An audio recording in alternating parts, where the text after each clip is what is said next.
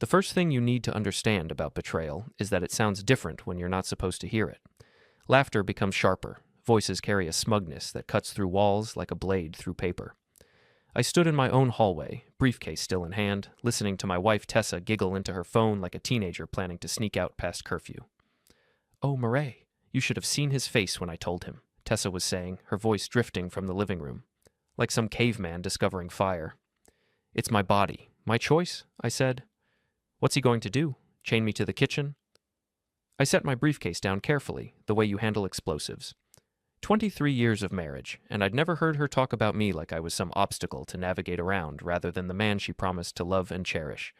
The man who worked 60-hour weeks so she could chase her dreams of becoming the next big thing in the beauty industry. "The contract is already signed," she continued, and I could hear the satisfaction in her voice. "Miles says the compensation will set us up for life.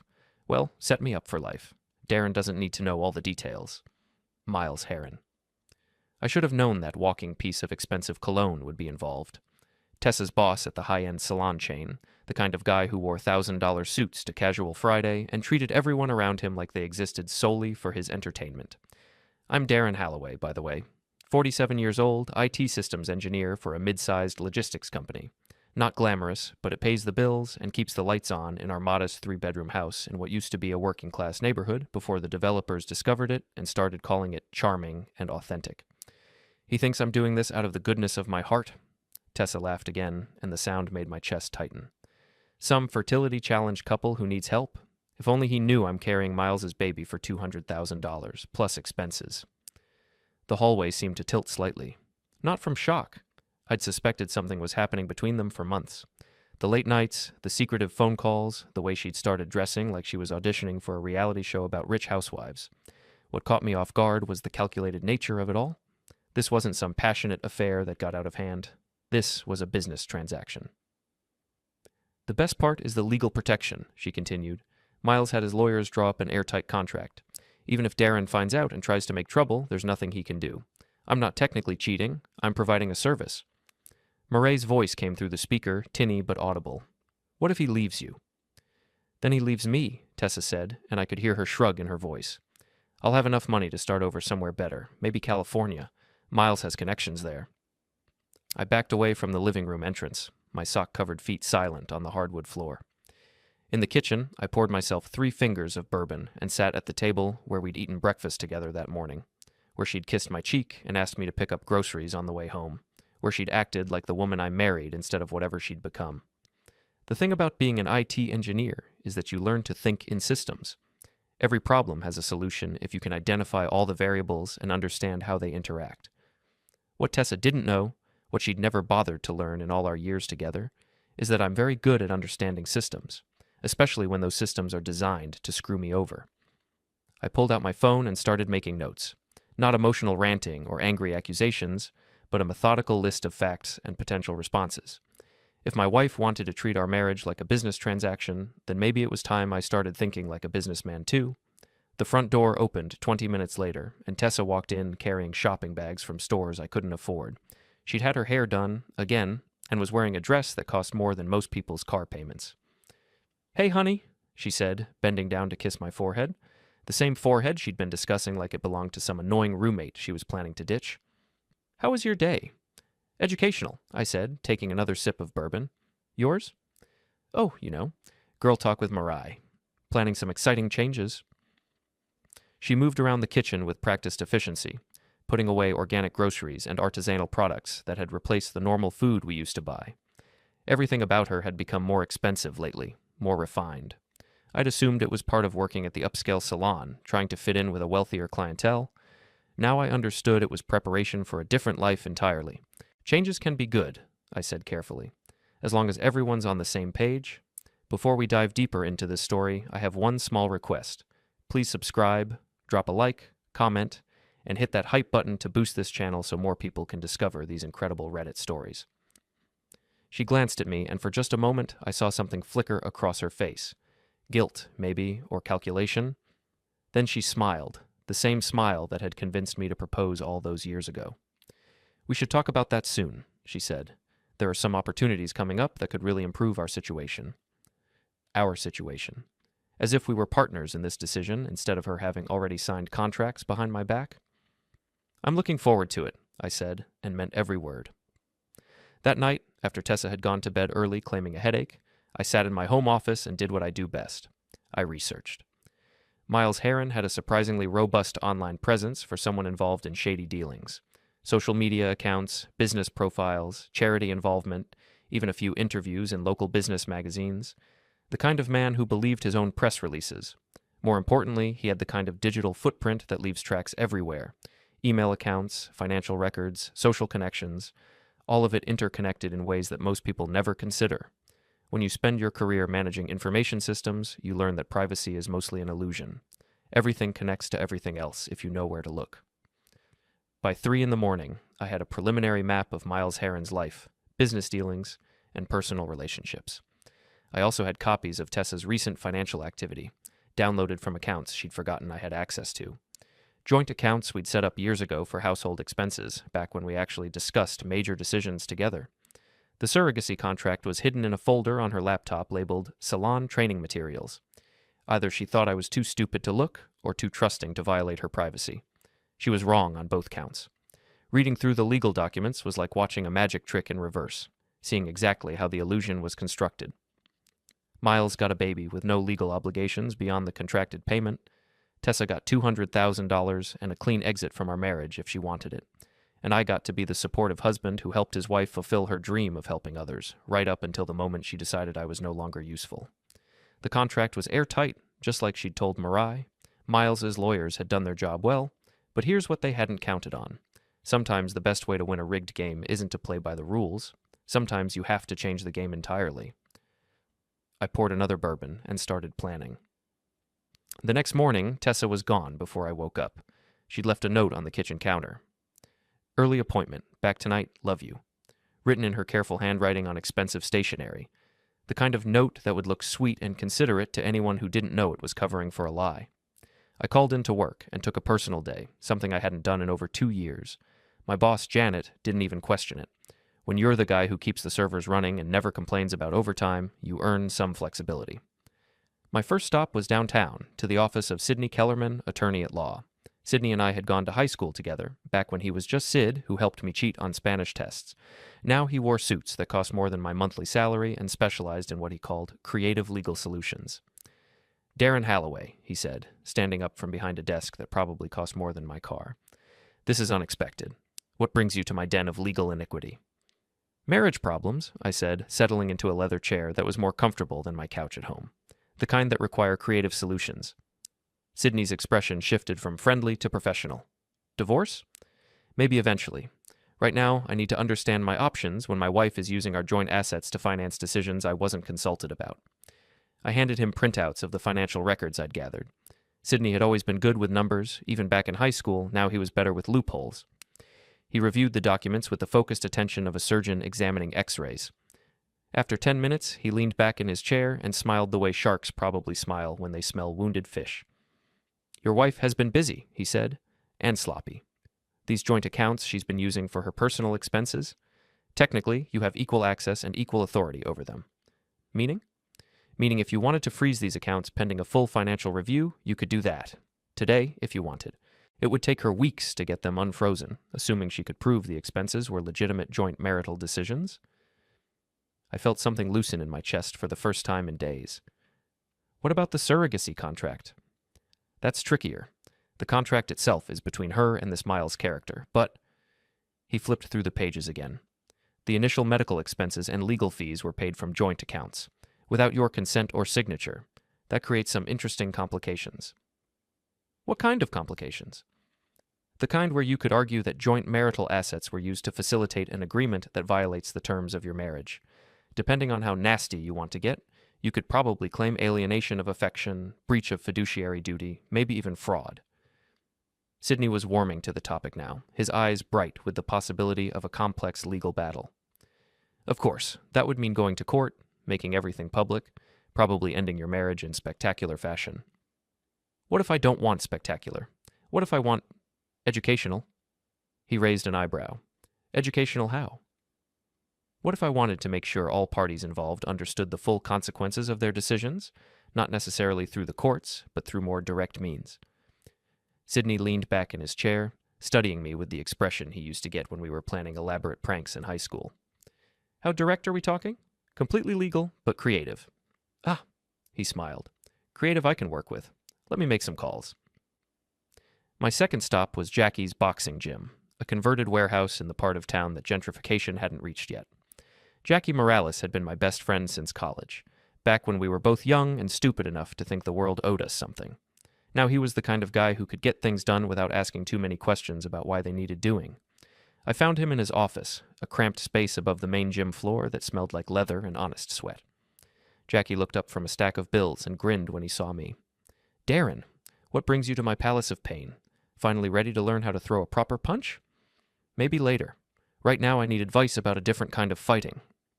His expression sobered. Jackie had been married 3 times, divorced twice, and was currently taking a break from his third wife. He understood relationship warfare better than most generals understood actual warfare. I gave him the abbreviated version of my situation, leaving out the specific details but hitting the main points. Wife, boss, money, betrayal, legal contracts designed to screw me over. So what do you want to do about it? He asked when I finished. I want them to understand that actions have consequences. I want them to learn that treating people like disposable assets is a dangerous game. Jackie nodded slowly.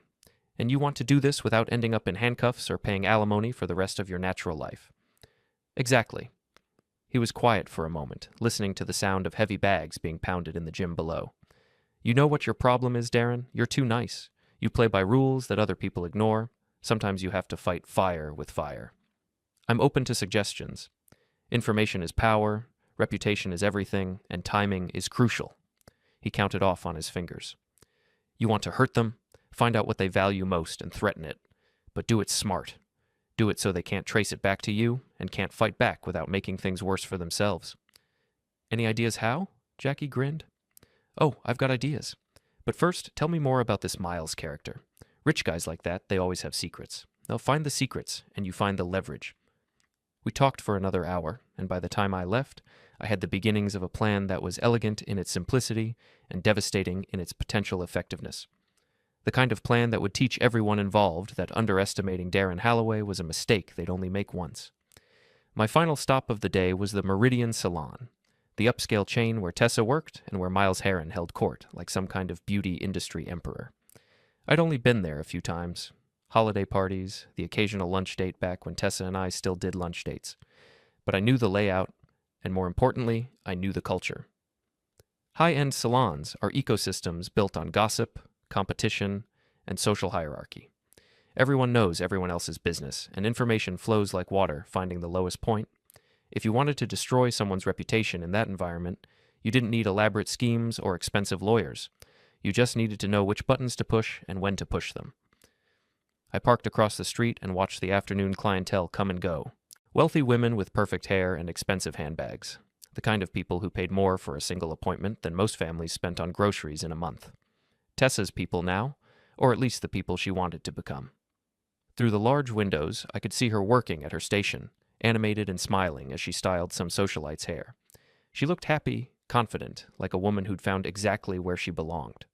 What she didn't know was that belonging was about to become much more complicated. My phone buzzed with a text from Sydney. Account's frozen. She'll find out when she tries to use the cards. Call me tomorrow. Another text from Jackie. Found some interesting information about your friend Miles. We should talk. I smiled and started the car. The game was officially underway, and for the first time in months, I felt like I was playing to win instead of just trying not to lose. That evening, Tessa came home in a mood I hadn't seen in years. Excited, almost giddy, like she was carrying some wonderful secret that she couldn't wait to share. Darren, she said, practically bouncing on her toes, we need to talk. I have some incredible news. I'm listening, I said, settling into my chair with a fresh bourbon. She took a deep breath, composing herself like an actress preparing for an important scene. You know how we've always talked about financial security? About having enough money to really enjoy life instead of just surviving? I remember those conversations. Well, I've been presented with an opportunity, a chance to help someone while also setting us up for the future. She launched into her prepared speech about the surrogacy, painting it as a noble gesture that would also happen to solve all our financial problems. She was good at it. Convincing, earnest, hitting all the emotional notes about helping a childless couple achieve their dreams. If I hadn't already known the truth, I might have been impressed by the performance. $200,000, she said, watching my face carefully. Plus all medical expenses and a generous living allowance. It's a year of my life, Darren, but it could change everything for us. And you've already decided to do this? Well, I've been exploring the possibility, but I wanted to discuss it with you before making any final decisions. The lie came so smoothly that I almost believed she believed it herself. What does this couple know about us? About me? Nothing specific. The arrangement is completely confidential. They just want a healthy, responsible woman to help them have the family they've always wanted. And the father, is he involved in the process? Something flickered across her face, too quick to identify, but definitely there. Only for the medical procedures. Everything else is handled through lawyers and doctors. Very professional, very discreet. I nodded thoughtfully, playing the role of the husband who was hearing this for the first time. It's a big decision, life-changing, like you said. I know it is. That's why I wanted us to discuss it together, as partners. Partners. The word hung in the air between us like smoke from a house fire. I think, I said carefully, that we should both take some time to think about all the implications. Make sure we understand exactly what we're getting into before we commit to anything. Relief flooded her face. She'd been expecting a fight, and instead I was being reasonable, supportive even. Of course, she said. We should be absolutely sure. Absolutely, I agreed. What I didn't tell her was that I was already sure. Sure that she'd made her choice without considering me. Sure that she was lying about almost everything, and sure that she was about to learn some very expensive lessons about the difference between being smart and being clever. The education was about to begin. Tessa discovered the frozen accounts 3 days later, during what should have been a routine shopping trip to prepare for her new lifestyle. I was at work when she called, and her voice had a pitch I hadn't heard since the early days of our marriage when she'd gotten her first credit card declined. Darren, there's something wrong with our accounts, she said without preamble. The cards aren't working, and when I called the bank, they said there's some kind of hold on everything. A hold? That's strange. Did they say why? Something about a financial review. They wouldn't give me details over the phone, said we both need to come in together to discuss it. I made appropriate concerned noises while mentally thanking Sydney for his efficiency. I can probably get away from work this afternoon. Want me to meet you at the bank? Yes, please. This is really embarrassing, Darren. I'm standing in the middle of Nordstrom with a cart full of things I can't pay for. I'm sure it's just a misunderstanding. These things happen with joint accounts sometimes. What I didn't mention was that these things happen specifically when one account holder requests a comprehensive audit of all transactions over the past 6 months. Sydney had been thorough. Every payment to medical facilities, legal offices, and luxury purchases that couldn't be justified as normal household expenses was now flagged for review. The bank meeting was exactly as uncomfortable as I'd hoped it would be. Tessa sat rigid in the customer service office while a polite but firm representative explained that the accounts would remain frozen until both account holders could provide documentation justifying several large and unusual expenditures. This is ridiculous, Tessa said, her voice tight with controlled anger. Those were legitimate expenses. I'm sure they were, Mrs. Halloway, but bank policy requires verification when there are significant changes in spending patterns, especially for large medical and legal payments. What kind of verification? The representative consulted her notes. Documentation showing that both account holders authorized the expenditures, contracts, agreements, medical records if applicable, the usual paperwork for major financial decisions. Tessa's face went pale. The surrogacy contract was in her name only, as were all the related medical consultations and legal fees. She'd used joint funds to pay for a unilateral decision, and now she was being asked to prove that it was actually a joint decision. How long will this take to resolve? I asked, playing the concerned husband. Once we receive all the necessary documentation, usually 7 to 10 business days for review. Outside the bank, Tessa was quiet until we reached our cars. Then the dam burst. This is humiliating, Darren. Do you have any idea how this looks? I had to abandon a shopping cart and walk out of the store like some kind of criminal. I'm sure it's just a routine audit. Banks do this sometimes when they see unusual activity. Unusual activity? Those were medical expenses. Medical expenses for what, exactly? The question hung between us like a landmine waiting for someone to step on it.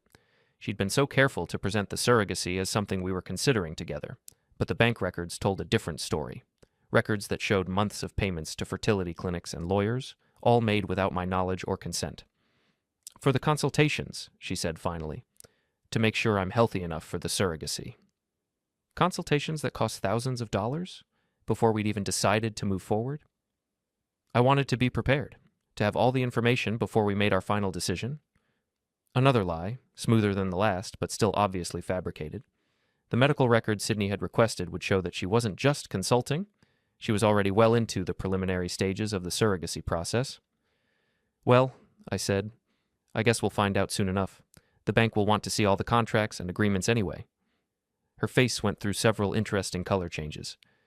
Contracts? For the surrogacy. The bank will need to see the legal documents to understand why we were paying lawyers and medical facilities. Standard procedure for this kind of review. I could practically see her mind racing, trying to figure out how to explain a signed contract for a decision we were supposedly still discussing. Maybe we should talk to Sydney about this, get some legal advice. Good idea, I'll call him tomorrow. What I didn't tell her was that Sydney was already handling the legal aspects of the situation and that the bank review was just the opening move in a much larger game. That evening, while Tessa locked herself in the bedroom making urgent phone calls, I drove to Jackie's gym for what was becoming a regular strategy session. I found him closing up for the night, alone in the empty building except for the sound of the ventilation system and the distant hum of traffic. How'd the bank meeting go? He asked, not looking up from the equipment he was cleaning. Better than expected. She's starting to realize that her perfect plan has some complications. Good. And I've got some interesting information about your friend Miles that might complicate things even further. He handed me a folder filled with printouts and photographs. Turns out Mr. Heron has been playing this game for a while. 3 different women in the past 5 years, all employees or contractors connected to his businesses, all signed similar surrogacy contracts. I flipped through the documents, feeling something cold settle in my stomach. 3? 3 that I could find easily. There might be more. The interesting part is what happened to the women afterward. The photographs showed women who looked like variations of Tessa, attractive, ambitious, working in service industries that brought them into contact with wealthy clients. All of them had signed surrogacy contracts with Miles Heron. All of them had disappeared from their previous lives within a year. Disappeared how? Moved away, mostly. New cities, new jobs, new identities in some cases. One of them, a woman named Patricia Vance, started a salon in Phoenix with a mysterious cash investment. Another, Jennifer Walsh, bought a house in Denver and opened a boutique. All of them seem to be doing well, but none of them talk about their time working for Miles. Hush money? More like relocation packages. My guess is that Miles likes to keep his business arrangements clean and his former partners far away from his current operations. I studied the photographs, trying to imagine Tessa in a similar situation a year from now, living in some distant city with a new name and a cash-funded business, forbidden from ever talking about how she'd acquired her new life. There's more, Jackie continued. Miles Heron isn't just collecting babies from his employees. He's collecting leverage. Each of these women signed contracts that go way beyond simple surrogacy agreements, non-disclosure clauses, non-compete agreements, even restrictions on where they can live and work after the arrangement ends. Essentially making them disappear. Exactly. And if they ever try to cause problems for him, he's got enough legal ammunition to destroy them financially and professionally. I closed the folder, my mind already working through the implications. Tessa thought she was getting a simple business transaction, money for services rendered. What she was actually getting was a one-way ticket out of her current life, whether she wanted it or not. The question is, Jackie said, what do you want to do with this information? I want to make sure everyone understands exactly what they're getting into, starting with Miles. And how do you want to approach that? I thought about it for a moment, weighing options and consequences. Carefully, and publicly. Men like Miles Heron hate public attention, especially the wrong kind of public attention. You thinking about making some noise? I'm thinking about making sure his current business practices get the scrutiny they deserve, maybe starting with the other salon employees who might not know what they're signing up for.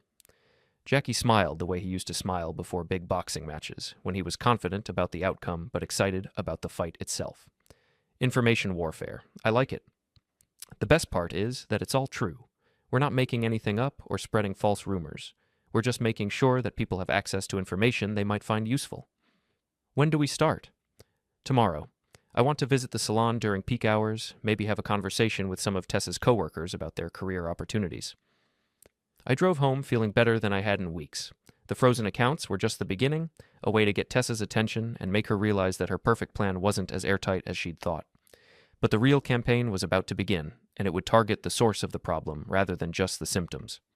Miles Heron had built his little empire on the assumption that he could manipulate people without consequences, that his money and lawyers made him untouchable.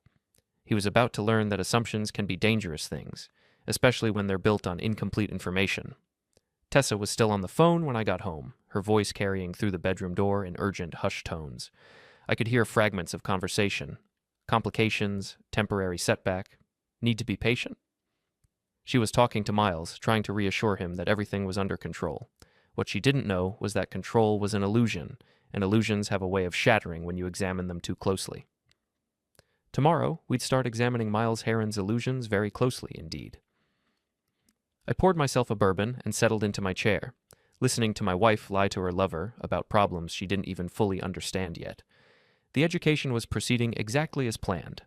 The Meridian Salon on a Thursday afternoon was like a theater during intermission, all nervous energy and barely contained drama. I'd timed my visit for the busiest part of their day, when the staff would be stretched thin and distracted, perfect conditions for the kind of casual conversation that spreads through a workplace like wildfire.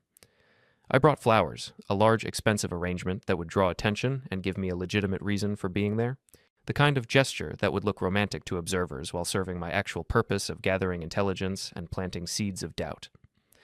Mr. Halloway, the receptionist, a young woman named Ashley who'd always been friendly during my previous visits, brightened when she saw me. "What a lovely surprise. Tessa didn't mention you were coming by."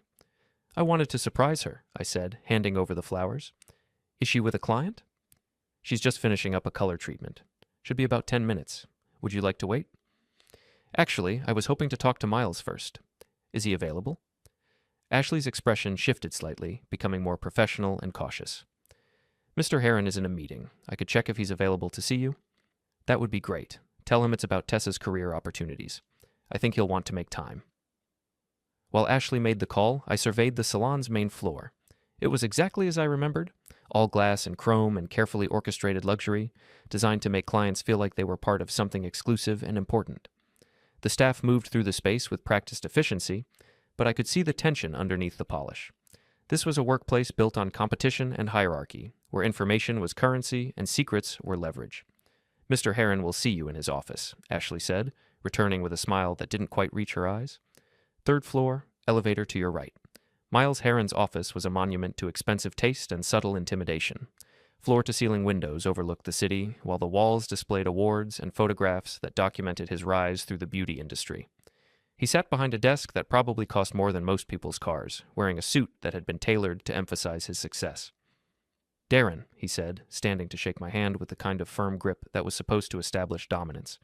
"This is unexpected. Ashley mentioned something about Tessa's career."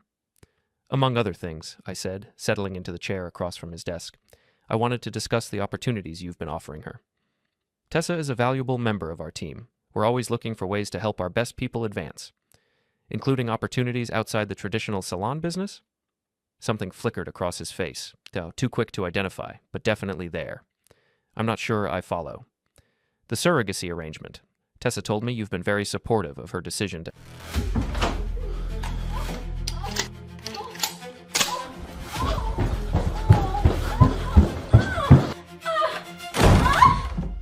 In my house! You bastard! Relax, man. It's just business. Please, don't shoot! Get off! You won't do it. You don't have the guts. Don't! Please don't shoot him! Please! I'm begging you! Don't do this! No! Please, no!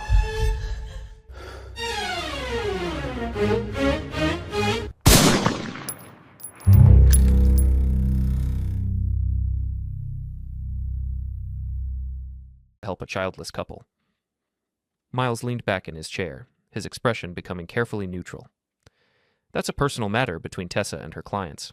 I've simply provided some guidance about the legal and medical aspects. Very generous of you, especially considering the financial commitment involved." "Financial commitment?" "The initial expenses, medical consultations, legal fees, lifestyle adjustments. Tessa mentioned that you've been covering some of those costs while we work out the details." This was a carefully constructed lie, designed to make Miles think that Tessa had told me more than she actually had. His reaction would tell me whether he was worried about my knowledge or confident in his legal protections. I think there might be some confusion, he said carefully. Any expenses related to Tessa's personal decisions are her responsibility. Of course, I just wanted to make sure we were all on the same page about expectations and obligations. We stared at each other across his expensive desk, two men having a conversation that was really about something else entirely. He was trying to figure out how much I knew and whether I represented a threat to his plans. I was trying to make him nervous enough to make mistakes. Darren, he said finally, I hope you understand that Tessa is an adult who's capable of making her own decisions about her body and her future. Absolutely. Just like I'm capable of making decisions about our shared assets and legal obligations. Another flicker, stronger this time. Legal obligations? Marriage creates all kinds of interesting legal connections. Joint property, shared debts, mutual responsibilities. When one spouse makes major decisions that affect both parties, it can create complications. What kind of complications? The kind that lawyers love and businessmen hate. Public complications, usually. Miles was fully focused now, his casual demeanor replaced by sharp attention. Are you threatening me, Darren? I'm having a conversation with my wife's boss about her career opportunities, just like any supportive husband would do. I stood up, smoothing down my shirt with the kind of casual gesture that suggested the meeting had been routine and pleasant. I should go find Tessa. Thank you for taking the time to chat. Darren, his voice stopped me at the door. I hope we understand each other. Perfectly, I said. I think we're going to understand each other very well. I left his office knowing that I'd accomplished exactly what I'd intended. Miles Heron was now wondering how much I knew, what I might do with that knowledge, and whether his carefully constructed arrangement was as secure as he'd thought. Uncertainty was a powerful weapon against men who were used to controlling every variable. Downstairs, I found Tessa finishing with her client, a well-dressed woman in her 60s who was examining her new hairstyle in the mirror with the critical attention of an art collector evaluating a painting. Mrs. Patterson, you look absolutely stunning, Tessa was saying, making final adjustments with the practiced skill that had made her successful in this business. This color is going to photograph beautifully at the charity gala. You think so? I want to look perfect for the cameras. There will be reporters there, you know. Society page coverage. Trust me, you'll be the most elegant woman there. Mrs. Patterson beamed and handed Tessa a tip that was probably more than most people made in a day. After she left, Tessa turned to me with surprise and what looked like genuine pleasure. Darren, what are you doing here? Brought you flowers, I said, gesturing toward the arrangement Ashley was putting in water. Thought you might need some cheering up after the bank situation. Her smile faltered slightly. That's sweet, but you didn't need to make a special trip. I also wanted to meet some of your coworkers. You talk about them so much, I felt like I should put faces to names. This was partially true. Tessa did talk about her coworkers, usually in the context of workplace drama and professional competition. What I really wanted was to start conversations that would eventually lead to questions about Miles Heron's business practices. Let me introduce you around, she said, but I could hear the reluctance in her voice. The next 20 minutes were educational in ways I hadn't expected.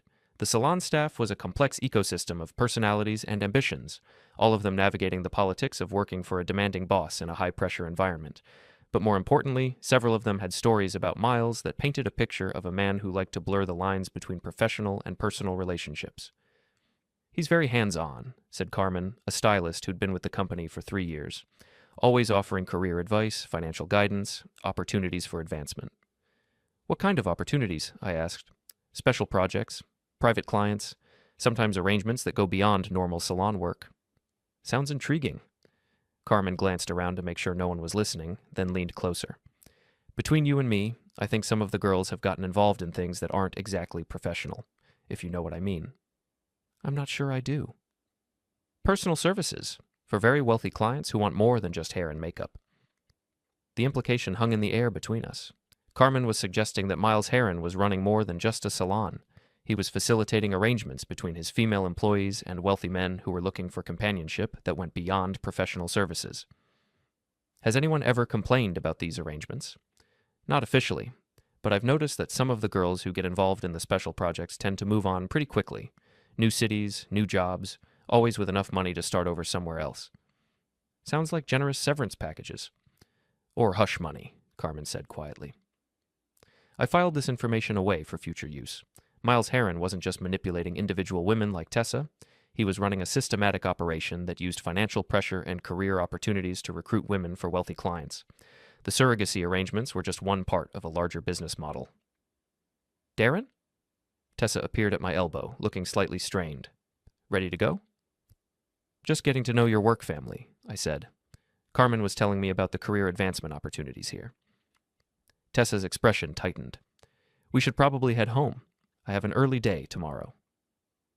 On the way to our cars, she was quiet until we reached the parking lot. Then she turned to me with an expression I hadn't seen before. Part anger, part fear, all calculation. What were you really doing here, Darren? Bringing you flowers, meeting your coworkers, being a supportive husband. Carmen said you were asking a lot of questions about Miles and his business practices. I'm curious about the man who's been such a mentor to my wife. Is that a problem? It could be. Miles values discretion above everything else. He doesn't like people poking around in his affairs. His affairs? The word choice was interesting and probably more revealing than she'd intended. His business affairs, his client relationships, the way he runs his company. I'm sure he runs a very professional operation. He does, and he expects the same professionalism from everyone around him, including the families of his employees. There it was, the implicit threat wrapped in reasonable language. Miles Heron expected me to stay out of his business, and Tessa was delivering that message on his behalf. I understand completely, I said. Professional boundaries are important in any business relationship. Good. I'm glad we're on the same page. We weren't on the same page. We weren't even reading the same book. But I let her think otherwise because the last thing I wanted was for her to realize how much I'd learned and what I planned to do with that information. That night, I called Sydney with an update on the day's intelligence gathering. He listened without interruption while I described my conversations with Miles and Carmen, taking notes and asking occasional clarifying questions. So we're not just dealing with a simple surrogacy arrangement, he said when I finished. This sounds like a pattern of behavior that could have serious legal implications. What kind of implications? If Miles is using his position as an employer to coerce female employees into personal arrangements with wealthy clients, that's potentially criminal. Labor law violations, at minimum, possibly human trafficking if the arrangements involve coercion or deception. And if we could document this pattern, then Mr. Heron would have much bigger problems than one angry husband, the kind of problems that make the front page of newspapers and attract federal investigators. I smiled, feeling pieces of the puzzle clicking into place. How would someone go about documenting something like that? Hypothetically, they'd need testimony from multiple victims, financial records showing payments, and evidence of the systematic nature of the operation, the kind of evidence that might be available if someone with the right technical skills knew where to look. Hypothetically. Of course, and hypothetically, if such evidence existed, it might be in everyone's best interest to make sure the appropriate authorities became aware of it. I'll keep that in mind. After I hung up, I sat in my home office and started planning the next phase of the campaign. Miles Heron thought he was dealing with one angry husband who could be managed through intimidation and legal threats. What he was actually dealing with was a systematic investigation that would expose his entire operation to the kind of scrutiny that men like him spent their lives avoiding. The education was about to become much more comprehensive.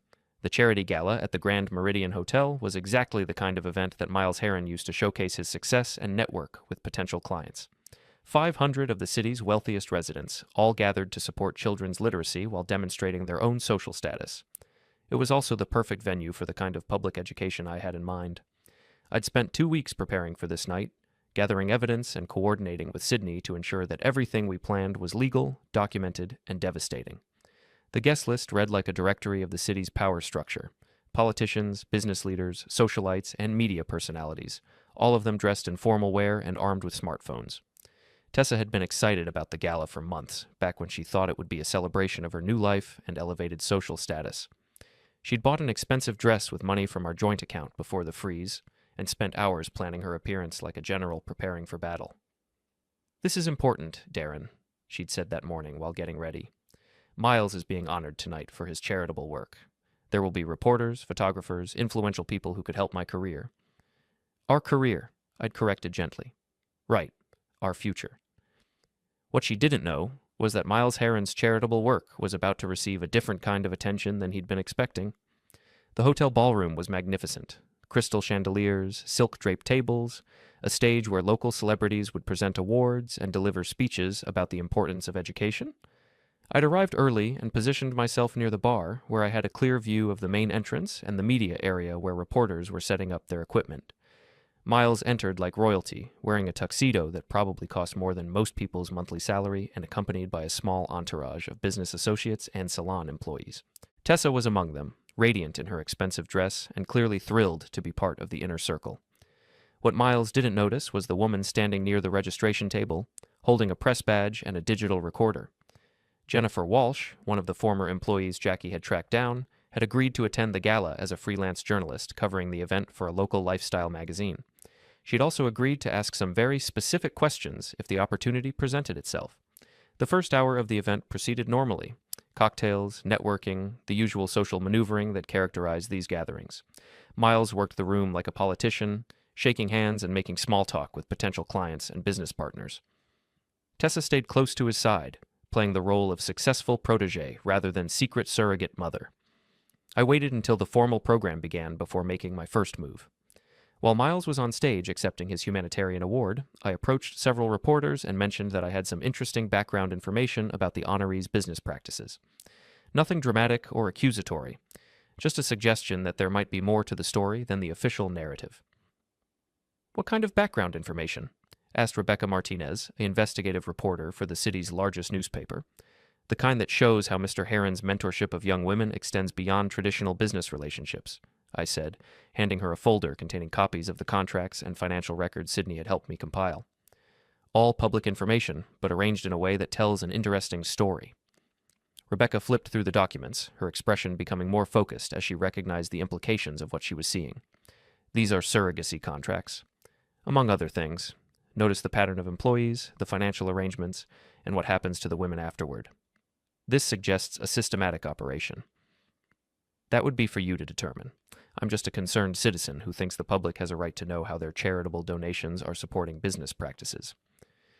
While Rebecca studied the documents, I moved to the next phase of the plan. Jennifer Walsh had positioned herself near the media area, and when Miles finished his acceptance speech, she approached him with her recorder and press credentials. "Mr. Heron, congratulations on your award. I'm working on a feature story about successful entrepreneurs who give back to their communities. Could I ask you a few questions about your business philosophy?" Miles was clearly pleased by the attention. "Of course. I'm always happy to discuss the importance of supporting young people's dreams." "Speaking of supporting dreams, I understand you've been particularly generous in helping female employees advance their careers through special opportunities. I believe in empowering women to take control of their financial futures, including opportunities in surrogacy arrangements." Miles's expression changed, becoming more cautious. "I'm not sure what you mean." "I have information suggesting that you've facilitated surrogacy contracts between employees and wealthy clients. Can you comment on that?" "No comment," Miles said, turning away from the recorder. But Jennifer wasn't finished. "What about Patricia Vance, who moved to Phoenix after working for you? Or Carmen Rodriguez, who relocated to Denver? Both women received substantial financial settlements after signing contracts related to personal services." "I don't discuss former employees." "Even when those employees were paid significant sums to relocate and sign non-disclosure agreements?" Miles was visibly uncomfortable now, looking around for security or an escape route. But Jennifer had done her homework, and she pressed the advantage. "Mr. Heron, are you operating a business that uses employment opportunities to recruit women for wealthy clients seeking personal services, including surrogacy?" "This interview is over," Miles said, but his voice was loud enough to attract attention from other reporters and nearby guests. That was my cue for the final phase. I approached the growing crowd around Miles and Jennifer, carrying a manila envelope that contained the most damaging evidence Sydney and I had compiled. "Excuse me," I said to the reporters, "but I think you might find this information relevant to your story." I handed over copies of bank records showing payments from Miles's business accounts to multiple women over the past 5 years, all of them corresponding to dates when employees had left the company and relocated to distant cities. The pattern was unmistakable, and the amounts were substantial, exactly the kind of evidence that turned speculation into front-page news. "What is this?" Miles demanded, but his voice had lost its authority. "Public records," I said calmly. "Financial transactions that show how you've been using your businesses to facilitate arrangements between wealthy clients and vulnerable employees." "You have no right." "I have every right to share public information with journalists who are investigating matters of public interest." The crowd around us was growing, and I could see other guests pulling out their phones to record the confrontation. Miles Heron's charitable evening was becoming a very different kind of media event. Darren. Tessa appeared at my elbow, her face pale with confusion and growing horror. What's happening? Your husband is making some very serious accusations, Miles said, his voice tight with controlled anger. Not accusations, I corrected. Documentation. There's a difference. Rebecca Martinez had been reviewing the bank records while listening to our exchange. Now she looked up with the expression of a reporter who'd just discovered a major story. Mr. Heron, these records show payments totaling over $2 million to former female employees over the past 5 years. Can you explain the nature of these payments? Severance packages. Perfectly legal business expenses.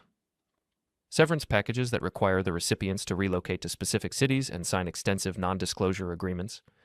Miles looked around the ballroom, clearly realizing that his carefully constructed world was collapsing in the most public way possible. The other guests were watching with the fascinated attention that people reserve for spectacular disasters, and several more reporters had joined the growing crowd. This is harassment, he said finally. I'm being targeted by a disgruntled employee's husband who's trying to interfere with legitimate business relationships. Legitimate business relationships? I repeated. Is that what you call manipulating employees into surrogacy arrangements with wealthy clients? I don't manipulate anyone. I provide opportunities for women who want to improve their financial situations. By carrying babies for rich men who want to avoid the complications of traditional relationships? The question hung in the air like a challenge, and I could see Miles calculating whether to deny it or try to justify it. Either choice would be damaging, but denial would be provably false given the evidence that was now in the hands of multiple reporters. I provide legal services, he said finally. Everything I do is completely within the law. Legal doesn't mean ethical, Jennifer Walsh said, still recording. And it doesn't mean your employees are making truly informed decisions about what they're agreeing to. What exactly are you suggesting? I'm suggesting that you use your position as an employer to identify vulnerable women, then manipulate them into arrangements that benefit you and your wealthy clients while leaving them isolated and dependent on your continued discretion. Miles was losing control of the narrative, and everyone in the ballroom could see it. His face was flushed, his voice was becoming defensive, and his usual smooth confidence had been replaced by obvious desperation.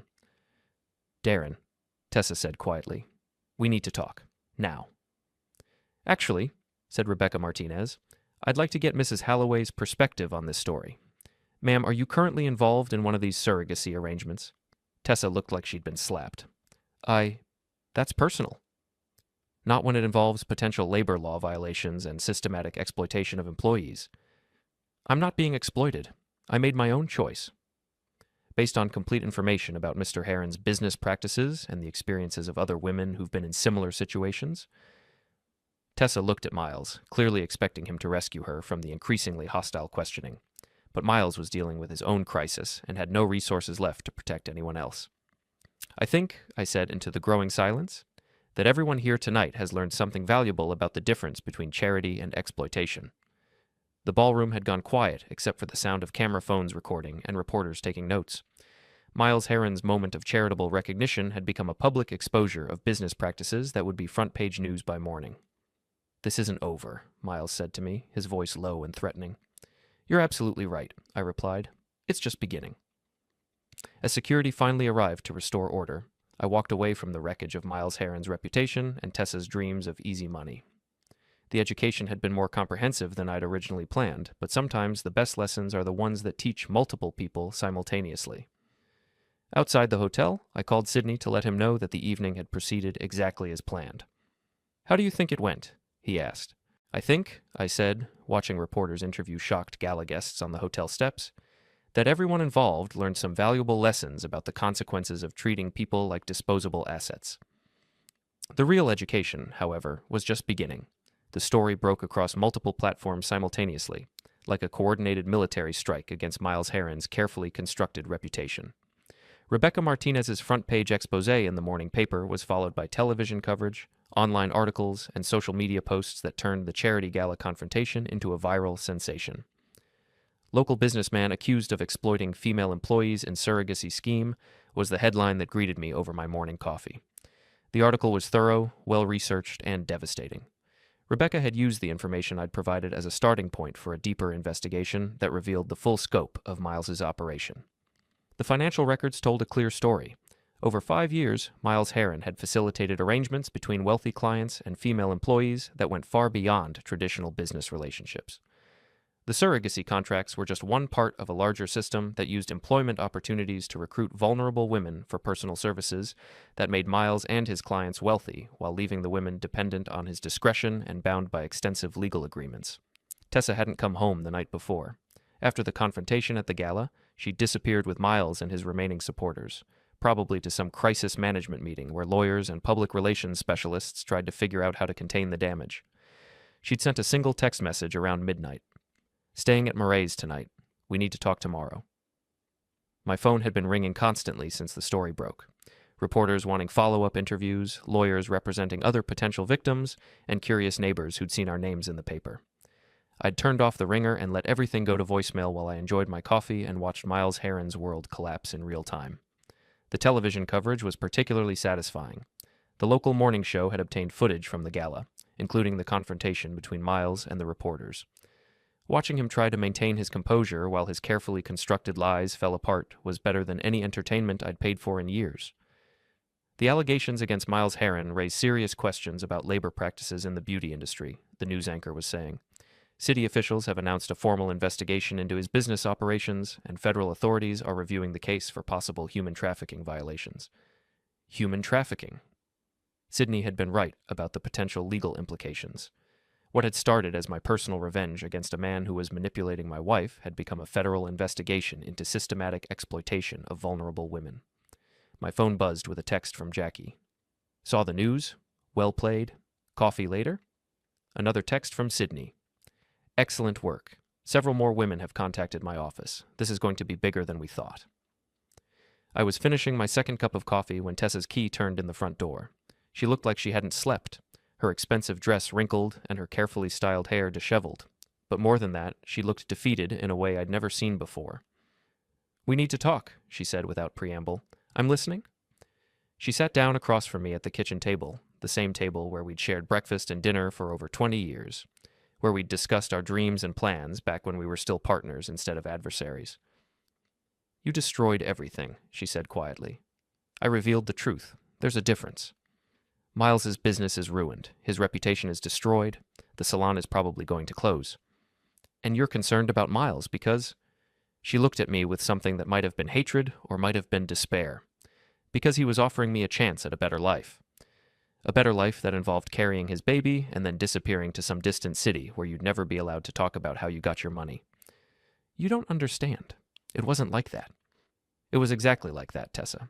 You just didn't bother to research what happened to the other women who made the same deal. I pulled out copies of the articles about Patricia Vance, Jennifer Walsh, and the other women who'd been through Miles's system.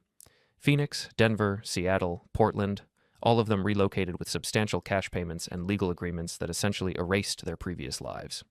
She read through the documents with growing confusion and what looked like genuine surprise. I didn't know about the others. Because Miles didn't want you to know. Information is power, and he kept all the power by making sure you only knew what he wanted you to know. But the money was real. The opportunity was real. The opportunity to become a kept woman in a distant city, cut off from everyone you've ever known, and legally prevented from ever discussing how you got there. That was your better life? She was quiet for a long time, staring at the newspaper articles and financial records spread across our kitchen table. When she finally looked up, her eyes were red, but her voice was steady. "What happens now? Now you decide what kind of person you want to be. The federal investigation is going to require testimony from all the women who were involved in Miles's arrangements. You can cooperate and help make sure this doesn't happen to anyone else, or you can try to protect him and probably end up facing charges yourself." Charges? Conspiracy, fraud, tax evasion. Sydney says there are multiple potential charges depending on how deep your involvement goes and whether you were a victim or a willing participant. The color drained from her face. I was a victim. I didn't know about the other women or the pattern of behavior. That's what you'll need to convince a federal prosecutor, and a jury, if it comes to that. She put her head in her hands, finally understanding the full scope of what she'd gotten involved in. I thought I was being smart, taking control of my financial future. You thought you were smarter than everyone else. That's different. And now? Now you deal with the consequences of your choices, just like everyone else has to. The doorbell rang, interrupting our conversation. Through the window, I could see a woman in a business suit holding a briefcase and official-looking credentials. "Mrs. Halloway," the woman said when I opened the door. "I'm Agent Patricia Chen with the Federal Bureau of Investigation. I'd like to ask you some questions about your relationship with Miles Heron and the Meridian Salon Group." Tessa's education was about to become much more comprehensive than either of us had anticipated. The next several hours were a blur of questions, documents, and legal procedures that transformed our kitchen into an impromptu FBI field office. Agent Chen was thorough, professional, and clearly well prepared for the interview. She'd done her homework on Miles's operation and was particularly interested in Tessa's role in the surrogacy arrangement. "Mrs. Halloway, when did you first become aware that Mr. Heron had similar arrangements with other employees?" "Yesterday," Tessa said quietly. "At the gala. That was the first time I heard about other women." "And you signed the surrogacy contract without knowing about these precedents?" "Yes. Miles presented it as a unique opportunity to help a childless couple while improving my own financial situation." "Did he mention that the arrangement would require you to relocate after the birth?" "He said it might be advisable for privacy reasons, but he made it sound optional." Agent Chen made notes while Tessa answered questions about the timeline of her involvement, the financial arrangements, and her understanding of what she was agreeing to. It became clear that Tessa had been manipulated just like the other women, but that her ignorance wouldn't necessarily protect her from legal consequences. "Mrs. Halloway, we're going to need you to cooperate fully with this investigation. That means providing all documents related to your arrangement with Mr. Heron, testifying before a grand jury if required, and being available for additional interviews as the case develops." "What if I refuse?" "Then you'll be treated as a potential co-conspirator rather than a victim. I'd strongly advise against that approach." After Agent Chen left, Tessa and I sat in our kitchen, surrounded by the debris of our marriage and her shattered dreams of easy money. The house felt different somehow, like a stage set after the play has ended and the audience has gone home. "I'm sorry," she said finally. "For which part? The affair, the lies, the attempt to steal our joint assets, or the federal investigation?" "All of it. I thought I was being smart, but I was just being selfish and stupid." "Yes, you were. Can you forgive me?" I looked at my wife of 23 years, sitting across from me in her wrinkled gala dress with her makeup smeared and her carefully constructed new life in ruins around her. She looked younger somehow, more like the woman I'd married before ambition and dissatisfaction had turned her into someone I didn't recognize. "I don't know," I said honestly. "Forgiveness is different from trust, and trust is what makes a marriage work. I know I broke that. You didn't break it. You took it out back and shot it, then buried the body and pretended it never existed."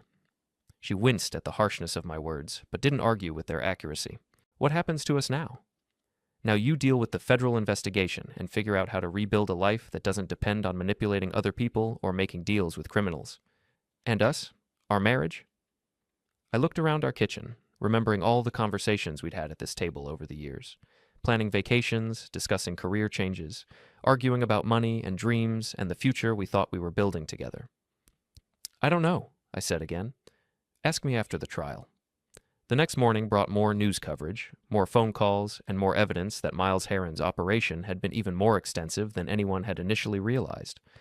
Women from other cities were coming forward with similar stories, and federal investigators were expanding their inquiry to include potential violations in multiple states. Tessa had moved into the guest bedroom, and we were navigating around each other like polite strangers, sharing a temporary space. The intimacy and partnership that had defined our marriage for over 2 decades had been replaced by careful courtesy and mutual wariness. But something else had changed, too.